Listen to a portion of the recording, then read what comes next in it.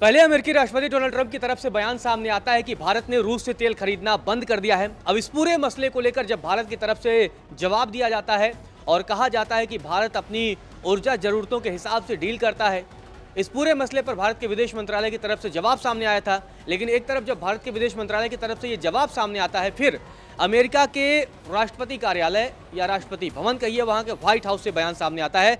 Pallavi, white house की तरफ से प्रतिक्रिया सामने आई है। जिस तरीके से पहले अमेरिकी राष्ट्रपति डोनाल्ड ट्रंप ने कहा कि प्रधानमंत्री नरेंद्र मोदी ने उनसे वादा किया है कि अब वो रूस से तेल नहीं खरीदेंगे, इसकी प्रक्रिया भी शुरू हो चुकी है। लेकिन अब इसी पूरे मसले को लेकर जब भारत के विदेश मंत्रालय की तरफ से जवाब दे दिया जाता है तो व्हाइट हाउस की तरफ से बयान सामने आया है। बिल्कुल रजत, बिल्कुल आपने सही कहा है, क्योंकि जिस तरीके से भारत हमेशा से ही रूस से एक अच्छे रिश्ते साझा करता आया है, उसको तोड़ने के लिए डोनाल्ड ट्रंप और अमेरिका के तमाम लोग जो हैं पुरजोर कोशिश करते हुए नजर आ रहे हैं। पहले डोनाल्ड ट्रंप ने इस पर कई बार बयान दिया, धमकी देने की कोशिश की, टैरिफ वॉर का खेल खेला, लेकिन अब जो है व्हाइट हाउस की तरफ से एक बयान सामने आया है। व्हाइट हाउस के अधिकारी हैं एक, उन्होंने रॉयटर्स को बताया है कि भारत ने अब रूस से आने वाले कच्चे तेल की आयात में 50% की कटौती शुरू कर दी है। ये कदम अमेरिका और भारत के बीच हाल ही में हुई व्यापारिक बातचीत के बाद सामने आया है,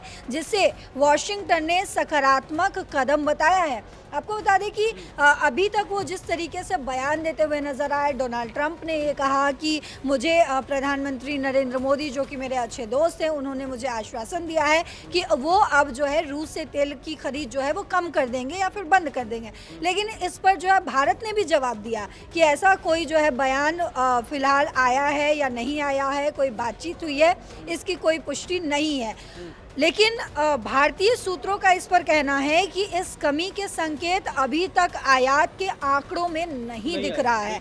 दरअसल भारतीय तेल रिफाइनरियों में नवंबर महीने के लिए ऑर्डर पहले ही दे दिए गए थे, जिनमें दिसंबर में आने वाले कई कार्गो भी शामिल हैं। इसीलिए असली जो है असर वो दिसंबर या जनवरी के आयात डेटा में दिखाई दे सकता है, अगर ऐसा कुछ हुआ होगा तो। क्योंकि इस पर कोई भारत की तरफ से कोई आधिकारिक बयान सामने नहीं आया है। ने बस इतना कहा कि हमारी अमेरिका भी दिलचस्पी दिखा रहा है। अमेरिका का जो ट्रंप प्रशासन है वो भारत के साथ ऊर्जा समझौते को लेकर दिलचस्पी दिखा रहा है। बातचीत जारी है, लेकिन भारत की तरफ से न डिनाई किया गया और न ही एक्सेप्ट किया गया, बल्कि ये जरूर कह दिया गया कि ऐसा मतलब किसी तरह की अभी कोई बातचीत इस तरह की नहीं है। भारत अपनी ऊर्जा जो भी समझौते हैं और ऊर्जा जरूरतों के हिसाब से भारत डील करता है, तो भारत की तरफ से अभी भारत का रुख क्लियर है। लेकिन जिस तरीके से अब फिर से व्हाइट हाउस की तरफ से ये बयान सामने आया है, व्हाइट हाउस की तरफ से फिर बयान, मतलब अब जैसे पहले लगातार युद्ध रुकवाने को लेकर जिस तरीके से बयान सामने आते रहे, पहले ट्रंप वो बयान देते हैं, फिर व्हाइट हाउस के तमाम अधिकारी बयान देना शुरू कर देते हैं। ट्रंप अब भी लगातार बयान दिए जा रहे हैं, लेकिन भारत ने डे वन से कहा है कि ट्रंप ने युद्ध नहीं रुकवाया, किसी तीसरे देश ने नहीं रुकवाया। अब रूसी तेल को लेकर भी इस तरह के बयान आने शुरू हो चुके हैं। बिल्कुल रजत, लगातार जो है अमेरिका ही नहीं बल्कि अमेरिका के राष्ट्रपति ये कोशिश कर रहे हैं कि भारत जो है वो रूस से तेल खरीदना बंद कर दे, और उसी संदर्भ में ये बयान कहीं ना कहीं ये दर्शा रहा है कि अमेरिका किसी भी तरीके से सिर्फ ये चाह रहा है कि भारत ये बयान दे दे, भारत जो है ये बयान जारी कर दे कि रूस से वो तेल खरीदना बंद कर देगा। लेकिन इस पर MEA जिसके स्पोक्स पर्सन है रणधीर जायसवाल, उन्होंने साफ क्लियर कर दिया है, अपने शब्दों में कट टू कट कहा है कि हम अपनी ज़रूरतों के हिसाब से तेल की खरीदारी करेंगे। हमारे जो भारत के लोग हैं, भारतवासी हैं, उनकी ज़रूरतों के हिसाब से हम तेल की खरीदारी करेंगे रूस से, या फिर किसी भी देश का दरअसल उन्होंने नाम नहीं लिया है।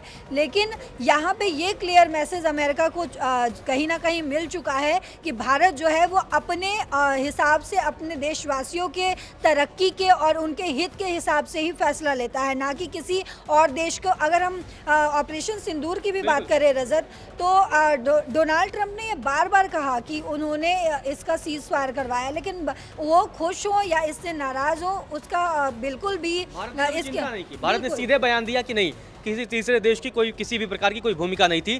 तो क्या कुछ आंकड़े पल्लवी आप बता पाएंगे जिस तरीके से क्या भारत और रूस के जो बीच तेल का कारोबार रहा, उससे भारत में किसको फायदा हुआ, और क्या भारत में मतलब लगातार जिस तरीके से तेल की कीमतें स्थिर रहीं, तो उसमें रूसी तेल की बड़ी भूमिका रही?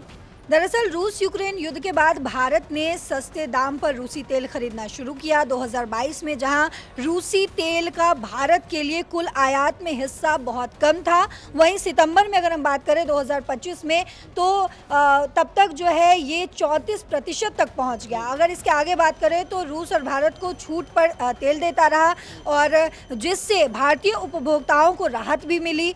2024 में भारत ने 88 मिलियन टन रूसी तेल भी खरीदा था। निजी कंपनियां जैसे कि रिलायंस इंडस्ट्रीज की बात की जाती है, इसमें बढ़ोतरी की, जबकि सरकारी कंपनियों ने इसे धीरे धीरे कहीं ना कहीं ऐसा कहा गया कि कम करने की कोशिश की। मतलब लगातार भारत रूस से तेल खरीदता रहा। अब व्हाइट हाउस की तरफ से ये बयान सामने आया है कि भारत 50% की कटौती कर रहा है रूसी तेल में। लेकिन यहाँ एक बात और ज़रूरी हो जाता है, क्योंकि रूसी तेल को लेकर अमेरिका की तरफ से इसलिए दबाव बनाया जाता रहा क्योंकि ट्रंप प्रशासन लगातार ये मानता रहा कि रूसी तेल की वजह से भारत रूस से तेल खरीद रहा है, इसीलिए यूक्रेन युद्ध जारी है। लेकिन इसी बीच रूस यूक्रेन युद्ध को लेकर एक अपडेट है कि यूक्रेन के राष्ट्रपति जेलेंस्की अमेरिका पहुंच चुके हैं। वो ट्रंप के साथ मुलाकात करेंगे, बातचीत करेंगे। लेकिन इससे पहले ट्रंप ने पुतिन से फोन पर बातचीत की थी और अगली मीटिंग बुदापेस्ट में होने वाली है। अलास्का के बाद ये बैठक होने जा रही है। दूसरी बार ट्रंप और पुतिन मिलेंगे इस युद्ध के मसले को लेकर। अब देखना दिलचस्प होगा क्या इस युद्ध का भी नतीजा निकल पाएगा या नहीं। लेकिन ट्रंप के बयान पर भारत के विदेश मंत्रालय ने जवाब दिया था। अब व्हाइट हाउस की प्रतिक्रिया सामने आई है। अब देखना दिलचस्प होगा व्हाइट हाउस को भारत की तरफ से किस प्रकार का जवाब दिया जाता है।